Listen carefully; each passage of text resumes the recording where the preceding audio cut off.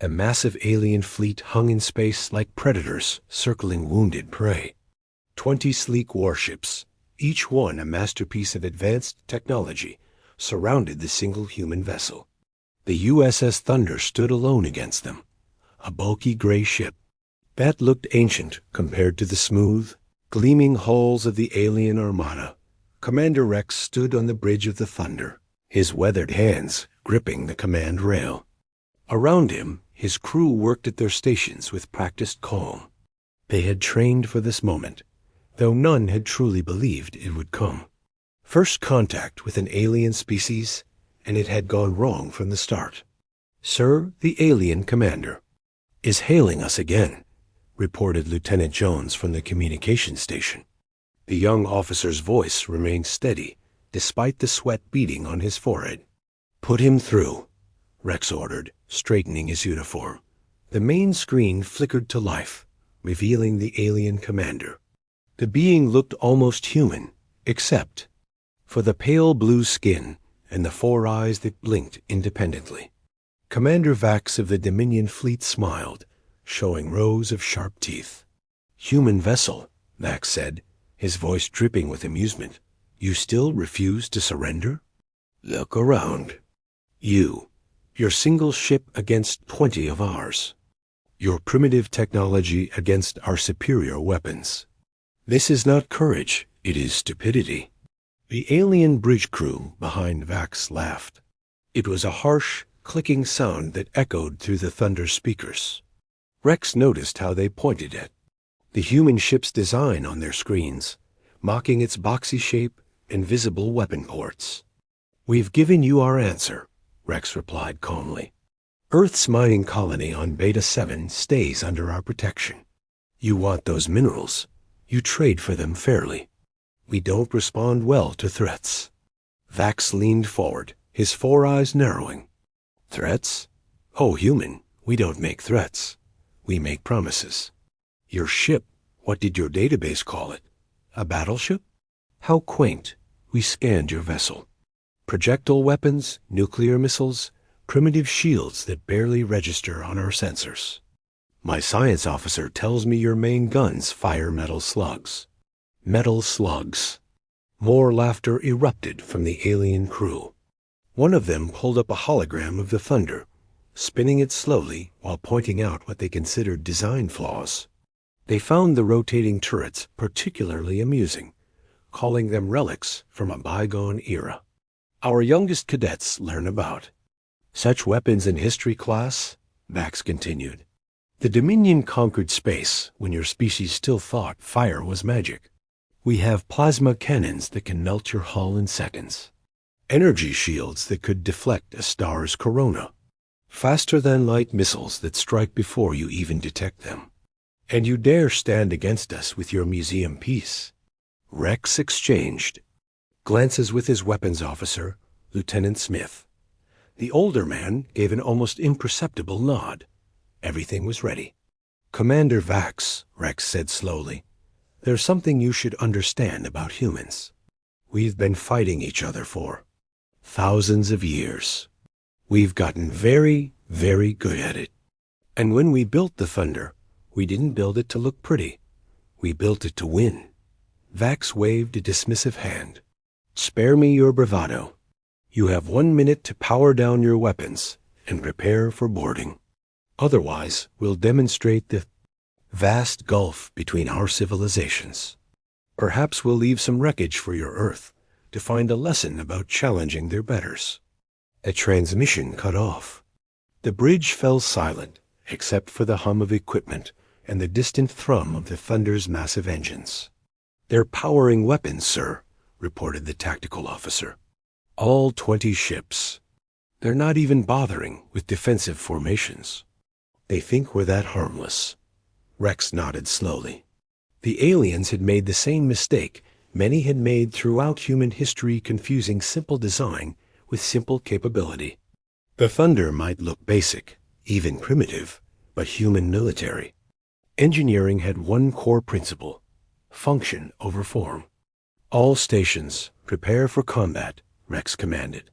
"Let's show them why Earth's children are not to be underestimated." Asterisk, the space between the two forces crackled with tension. On the Dominion flagship, Commander Vax lounged in his command chair, completely at ease. His officers chatted among themselves, some even pulling up entertainment feeds while they waited. The destruction of one primitive human ship hardly required their full attention. "Tactical analysis complete, Commander," announced the science officer, a younger alien named Krell. "The human ship appears to use fusion reactors incredibly inefficient. Their hull is composed of simple steel alloys with a thin coating of what they call ablative armor. Our weakest plasma beam could punch through it like paper." "And their weapons?" Vax asked, more for amusement than actual concern. "Magnetic acceleration cannons in those rotating turrets. They fire projectiles at perhaps 3% of light speed. Chemical propellant missiles in the launch tubes. Some form of nuclear warheads, we assume. Oh, and this is interesting. They have point defense systems. Actual projectile-based anti-missile guns." Krell laughed. "They think they can shoot down our plasma torpedoes with bullets." The bridge erupted in mirth again. Several officers began placing bets on how many seconds the human ship would last once the shooting started. Meanwhile, aboard the Thunder, the atmosphere was entirely different. Every crew member stood at their post with laser focus. In the weapons bay, Chief Gunner Wilson ran final checks on the main guns. The massive electromagnetic rails hummed with barely contained power. "Loading. Special ammunition," Wilson announced over the comm. "Depleted uranium cores with tungsten penetrators." The aliens scanned our guns, but not our ammunition. Big mistake? In engineering, Chief Taylor monitored the ship's true power source. While the aliens had detected the fusion reactors, they had completely missed the experimental antimatter core hidden deep within the Thunder's belly. It was humanity's greatest secret, developed in underground facilities on Mars. The fusion reactors were just for show. Back on the bridge, Rex watched the countdown timer. 30 seconds until Vax's deadline. The alien ships hadn't even raised their shields to full power. They sat there, glowing confidently in space, their weapons charging in plain sight. "Sir," Jones called out, "I'm detecting something odd. The alien ships, they have almost no armor. Their hulls are thin, designed for energy shield protection only." Rex smiled grimly. "They evolved differently than us. They developed shields before anyone thought to throw rocks at them. We developed armor because we've been throwing rocks at each other since the Stone Age." 15 seconds, Commander," Smith reported. "All stations, execute Plan Alpha on my mark," Rex commanded. His finger hovered over the command console. On the Dominion flagship, Vax stood up, ready to give the order to fire. Such a waste, he mused. They could have served the Dominion well as laborers. Now they'll serve as an example. He raised his hand theatrically. "All ships, prepare to mark."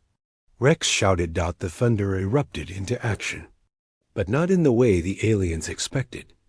Instead of firing its main guns, the battleship launched hundreds of small objects from hidden ports along its hull.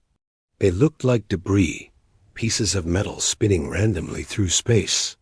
The alien sensors dismissed them as some sort of primitive chaff, a desperate attempt to confuse their targeting systems. Vax laughed. "They're throwing garbage at us. How pathetic." All ships, fire at will. 20 alien vessels unleashed their plasma cannons simultaneously. Brilliant beams of superheated energy lanced through space toward the Thunder. The human ships, primitive. Shields flared to life, but these were not the weak barriers the aliens had detected. The antimatter core poured power into experimental magnetic shields that bent the plasma streams away from the hull. The aliens' confident expressions began to change as their supposedly devastating attack was deflected. But that was just the beginning of their surprises. The debris the thunder had launched suddenly came alive. Each piece was actually a smart mine. Equipped with simple thrusters and basic AI, they had been drifting closer to the alien fleet while appearing completely harmless. Now, they accelerated toward their targets. "What are those things?" Krell shouted, his four eyes widening in alarm. "Mines!" Someone screamed. "They're mines! Raise shields to maximum." But it was too late. The aliens had kept their shields at minimal power, conserving energy for what they thought would be a quick execution. The mines struck home, their shaped nuclear charges designed not for maximum explosion, but for maximum penetration. They punched through the thin alien hulls like needles through silk. 3 Dominion ships died instantly, their antimatter cores breaching in brilliant flashes that lit up space like tiny suns. Others vented atmosphere from massive holes in their hulls, their crews scrambling for emergency suits. The bridge of Vax's flagship descended into chaos. Alarms shrieked from every console as damage reports flooded in. 3 ships gone in seconds, 5 more severely damaged. The confident laughter from moments before had transformed into panicked shouts. "How?" Vax roared, gripping his command chair. "How did primitive mines penetrate our hulls?" "Commander, their mines they used some kind of shaped nuclear charge." Krell's voice cracked with fear. "Our shields were calibrated for energy weapons, not physical impacts with atomic enhancement. The mines bypassed our defenses entirely." "All ships, shields to maximum. Evasive maneuvers," Vax commanded. "Target that human vessel and destroy it. Use everything we have." The remaining Dominion ships scrambled to respond, their formations breaking apart as they tried to dodge any remaining mines while bringing their weapons to bear. Their plasma cannons fired again and again, the space between the fleets becoming a light shower of deadly energy. But the thunder was no longer where they were shooting. The human battleship's engines roared to life, with power the aliens hadn't detected. The antimatter core fed directly into experimental drives that pushed the massive vessel into motion with surprising agility. It wasn't graceful like the alien ships, but it didn't need to be. It moved just enough to throw off their targeting. "Solutions. Return fire." "Main guns fire." Rex commanded. The Thunder's turrets swiveled with mechanical precision. The magnetic acceleration cannons, those primitive weapons the aliens had mocked, spoke with thunder that could be felt through the ship's entire frame. The rounds that emerged were not simple metal slugs. Each projectile was a masterwork of human weapons engineering depleted uranium cores for mass, tungsten carbide tips for penetration, and a special surprise inside. They crossed the space between the fleets at velocities the aliens had correctly calculated. What they hadn't calculated was what would happen when those rounds hit. The first projectile struck a Dominion cruiser dead center. The aliens expected their shields to deflect it easily. Energy shields were designed to stop fast-moving objects. But the human rounds were designed by a species that had spent centuries learning how to defeat every defense imaginable upon impact. With the shield, the round's tip exploded, not with enough force to damage anything, but with a specific electromagnetic pulse calibrated to create a tiny gap in the shield frequency. The main projectile passed through that gap like thread. Through a needle's eye, the depleted uranium core punched through the thin hull and kept going, boring through deck after deck. The kinetic energy alone would have been devastating, but then the round's final gift activated a small antimatter charge that turned the projectile into a star burning inside the ship. The Dominion cruiser didn't explode. It simply ceased to exist in any meaningful way, transformed into an expanding cloud of plasma and elementary particles. "Impossible!" Vax screamed, watching another of his ships die. "Their projectiles are penetrating our shields. How are they doing this?" "I don't know." Krell was frantically working his console. "The weapons are primitive, But the ammunition commander, I'm reading antimatter signatures. The humans have antimatter weapons. The Thunder's guns fired again. And again. Each shot was calculated, precise. The human gunners had trained for years in simulators, learning to lead targets, to predict evasive patterns. The aliens, used to combat with beam weapons that traveled at light speed, had never developed the same skills for dodging projectile weapons. Launch missiles, Rex ordered calmly, full spread. Hundreds of missiles erupted from the Thunders. Hull, the aliens' point defense lasers swiveled to track them, confident they could destroy such slow-moving threats. The lasers fired, and missiles died by the dozens. But not all of them. Some missiles suddenly accelerated, their conventional drives replaced by antimatter boosters that pushed them to velocities the alien point defense couldn't track. Others split apart, each missile becoming a dozen smaller warheads. Still others were decoys, simple metal shells designed to absorb laser fire while the real threats slipped through.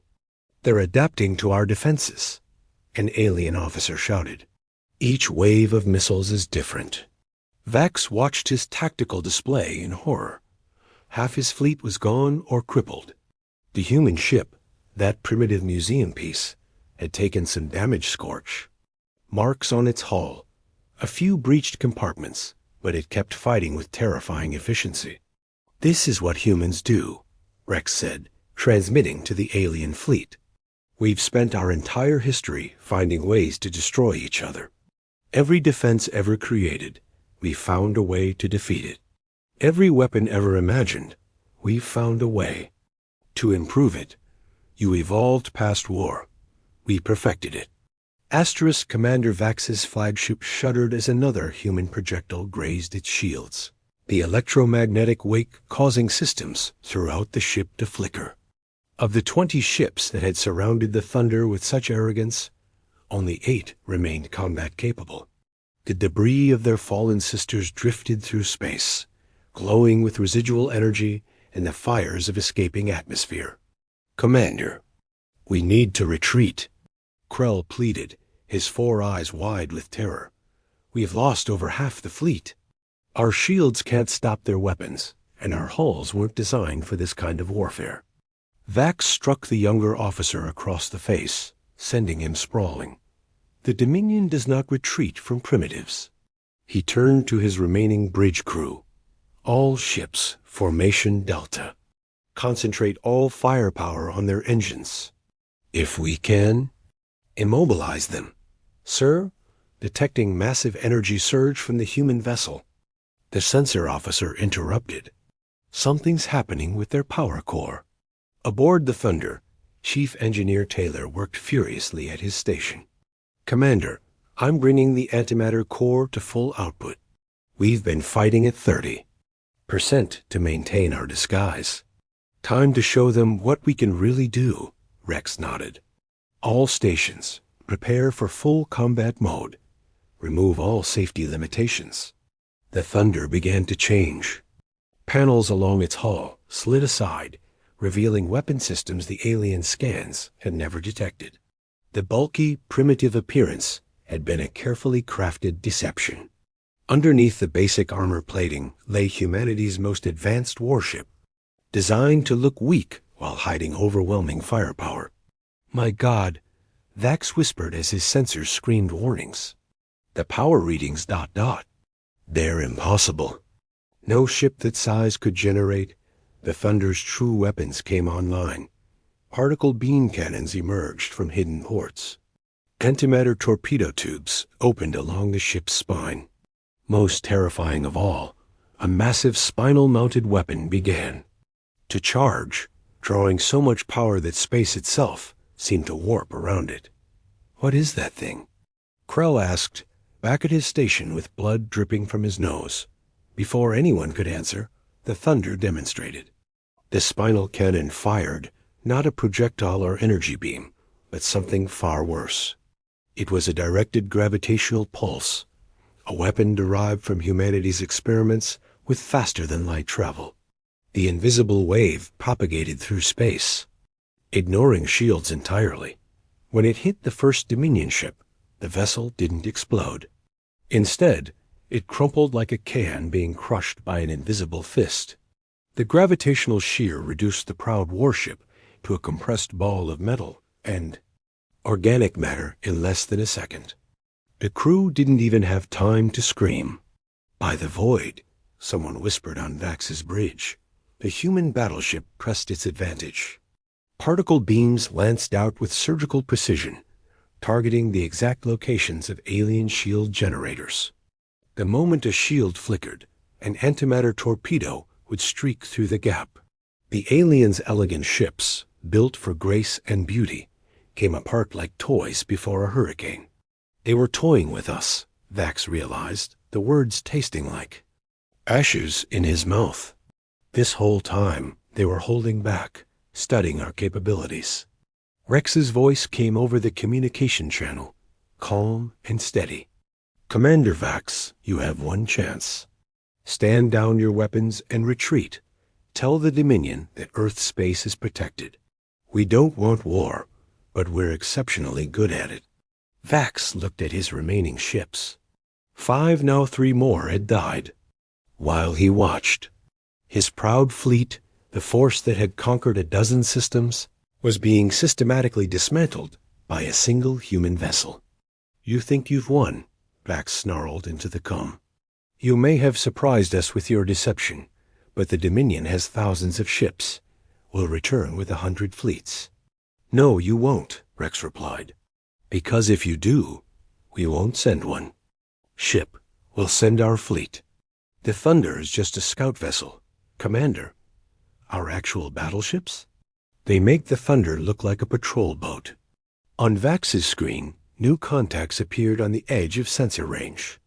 10 more human ships dropping out of faster-than-light travel. Each one was twice the size of the Thunder, their power signatures making the sensors error out trying to measure them. "This was a test," Rex continued. "Earth needed to know if we could stand against galactic powers. Thanks to your arrogance, now we know. We can leave, Commander, and spread the word humanity is not prey. We're the predators you never knew existed." The Dominion Council chamber fell silent as Commander Vax finished his report. The 50 beings that governed one of the galaxy's largest empires sat in stunned disbelief. The holographic recording of the battle played on repeat above the central. Platform 20 of their finest ships reduced to drifting scrap by what the humans claimed was merely a scout vessel. "This must be some sort of trick," Elder Zara said, her 6 arms gesturing dismissively. "No species develops such weapons while still using fusion reactors and projectile weapons. It's technologically inconsistent."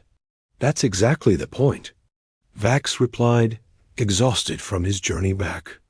Only 3 ships from his fleet had survived, and 2 of those were too damaged to fight again. The humans deliberately hide their true capabilities. They call it camouflage, a hunting technique from their world. They appear weak to lure in predators, then reveal themselves as the greater threat. Preposterous. Another council member stood. "We've conquered species with antimatter technology before. The Quellans had gravitational weapons. None stood against our fleets. The Quellans developed those technologies for exploration and science, then adapted them for war when we arrived," Vax countered. "The humans? They developed them specifically to kill. Their entire technological evolution has been driven by warfare. While we built shields to protect against cosmic radiation, they built them to stop weapons. While we developed plasma for energy generation, they developed it to melt through armor." Elder Zara pulled up the sensor data from the battle. "These readings show their true fleet arrived at the end. 10 ships, each generating power equivalent to a small star. If these readings are accurate, ... we cannot defeat them," Vax said bluntly. "Not without paying a price that would leave us vulnerable to the other powers." The chamber erupted in arguments. Some called for immediate mobilization of the entire Dominion fleet. Others suggested diplomatic solutions. A few even proposed abandoning that entire sector of space. Meanwhile, aboard the Thunder, now docked, at Earth's primary orbital station, Commander Rex stood before the Global Defense Council. The operation was a complete success, he reported. The Dominion took the bait perfectly. They believed our disinformation campaign about Earth being a young, barely spacefaring civilization. The false colony on Beta 7, the deliberately primitive appearance of the Thunder, even our crew's performances, everything worked. Admiral Johnson, head of Earth's Space Force, nodded approvingly. And our actual fleet remains hidden? Yes, sir. The ships we showed at the end were holographic projections with spoofed energy signatures. The Dominion believes we have at least 10 dreadnoughts. In reality, we have 3 ships comparable to the Thunder. 3 ships that just defeated 20. The Admiral reminded him. Your crew has proven that human innovation and tactical thinking can overcome numerical disadvantages. How long before the Dominion returns? Based on intercepted communications, they're debating heavily. Some want immediate retaliation. Others are advocating for leaving us alone. I estimate we have 6 months to a year before they make a decision. The Defense Council exchanged glances. Earth's true situation was precarious. They had advanced technology, yes, but nowhere near the industrial capacity of the established galactic powers. The Thunder's victory had bought them time, nothing more. Then we used that time wisely, Admiral Johnson decided. Operation Porcupine is approved. We'll turn our entire system into a fortress. Let them come if they dare. Back in the Dominion Council chamber, Vax watched as the leadership finally came to a decision. We will mark the human system as a Class 7 hazard zone. Elder Zara announced. Trade and contact are forbidden without full military escort. Let them have their small corner of space. The galaxy is vast, and there are easier conquests to be made. Vax wanted to protest, to warn them that leaving humanity alone, to grow stronger, was dangerous. But he remembered those final words from Commander Rex, and a chill ran down his spine. If a scout ship could destroy his fleet, what could their actual military do? As he left the chamber, Vax couldn't shake the feeling that the galaxy had just shifted. For eons, the Dominion and powers like them had ruled through superior technology and numbers. But the humans had introduced something new to the equation, the refined art of war. Developed over millennia of conflict, Earth stood alone in space, one small world among billions. But sometimes, Vax reflected, the most dangerous predator is the one that looks like prey. The humans had learned to hide their fangs. The galaxy would never be the same. End of story *.